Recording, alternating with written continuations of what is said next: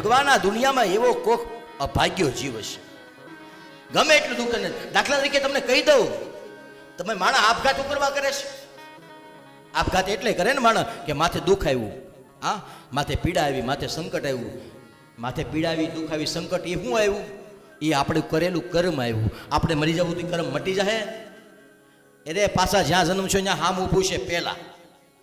તમારે ત્યાં જતા વાર લાગશે, કર્મ તો પહેલા જઈને ઊભું રહ્યું છે.